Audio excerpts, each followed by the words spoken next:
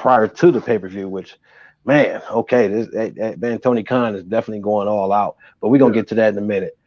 We got to get to the hot topic, man.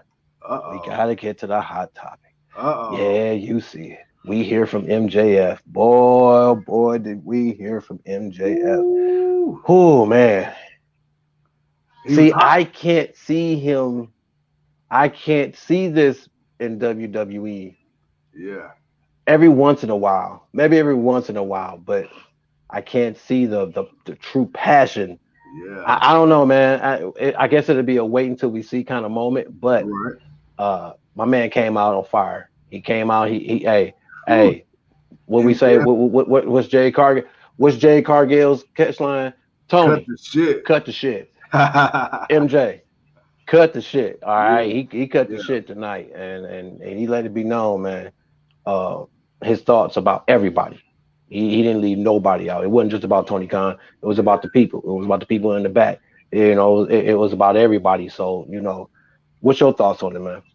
Bro, so you know when he came out, I'm like, okay, you know MJF is gonna say something. I mean, you know MJF when he comes out, he gonna say something that's gonna make you really.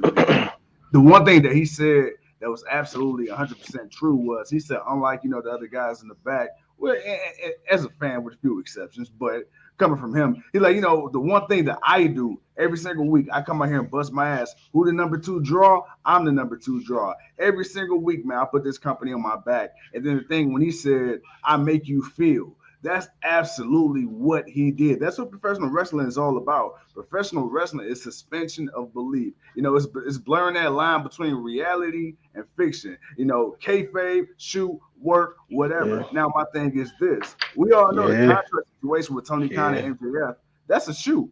The only thing is, we don't know. Is this promo a shoot or is it a work? And then the thing is, man, bro, he spoke so much truth. I think he was shooting. It was a bit of work. There was a bit of work, but he was shooting too. And then the irony of this whole thing is, man, he said, Tony Khan rather save up all this money, give it to a bunch of ex-WWE guys. And then right after that promo, who was in the very next match? 2 ex-WWE guys proving this point. So, like, just the whole timing of everything was so perfect. And, dude, hey, man, and he said, look, I don't want to waste 2024.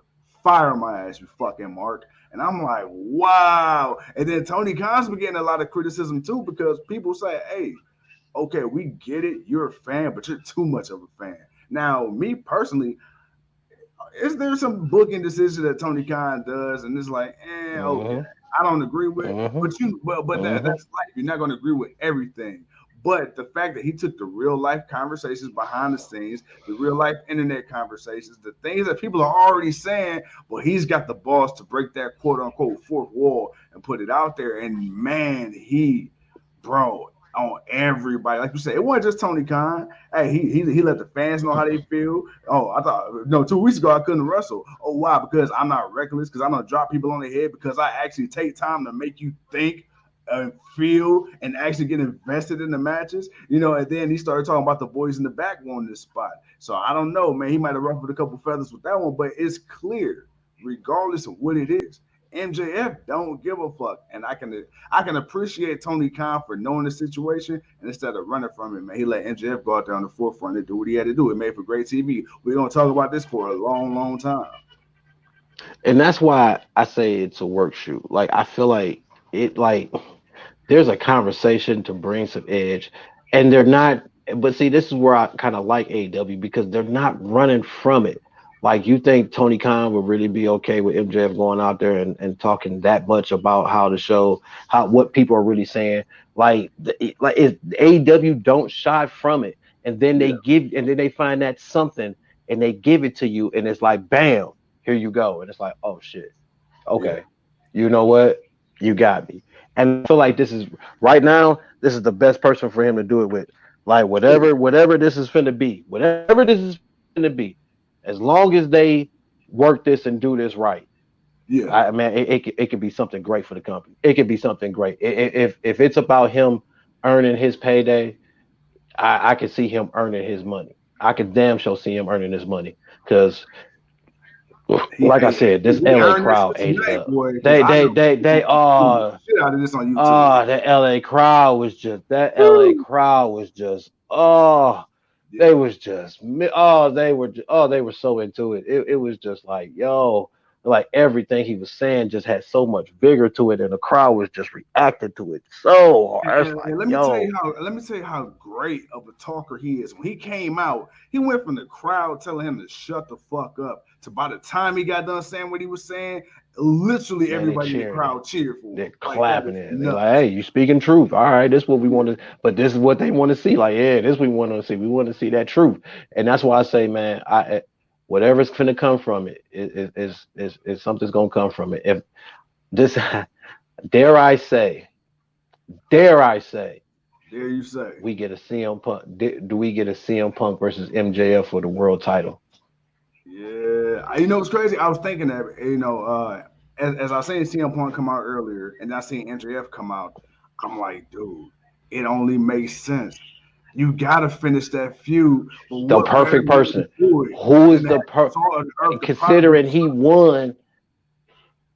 Hell yeah, considering he won at the pay-per-view. Punk won at the pay-per-view. You gotta remember this. You taking that from your childhood idol. This guy that shit on you, this man that shunned you, this man who you looked up to and he disrespected you. What better way? Hey, I built this company. You gonna come in and take my spot, and from guys like me, I'm gonna take something back from me. Bro, it's there. Oh my God, it's there. Man, if the goal is to make MJF so that guy that him and Punk come back out and finish their rivalry, and we'll see how this gets built. We'll see how this flows. But man, that I can't think of a better person for MJF to fight to prove his point. The ex WWE guy who just came in and about 8-9 months later and won the world title. Like, if that makes so much sense. So it's like, if that's gonna be revisited and it's gonna be some truth bombs, it's gonna be, oh man, let's go. The long game. I'm good with the long game, man. As long as there's a ending. Like you gotta get me there. You gotta give me something along the way. Like you ain't gotta give me everything, but you gotta give me enough to keep me following this trail. And at the end of this trail, it better be damn near almost the greatest thing I've ever seen. And MJF beating CM Punk for the AEW World Title, and then rubbing it in Tony Khan's face. To now you gotta pay me. Now you gotta pay me. I'm your world champion. You gotta pay me. Oh, you don't want me to leave and go to WWE with your title now, do you? Man. Imagine MJF on WWE television, just hypothetically. It's the same if he don't even win it this year. You know, hypothetically, what if you see MJF, man, he dumped that shit in the trash can. He pulled a Medusa. I mean, that would oh man, that would just be I could see it, but I don't know. But I could but I'm looking at that. I'm looking at that he'll get re-signed and he'll get his money, but this is a great angle to go with. AEW is about the realism. You know, we're not shying away from what we do. If we promote and brag about everything we do right, obviously we're not going to run away from everything that you may think or see or look that may be a little wrong or off. And you got to like that, man.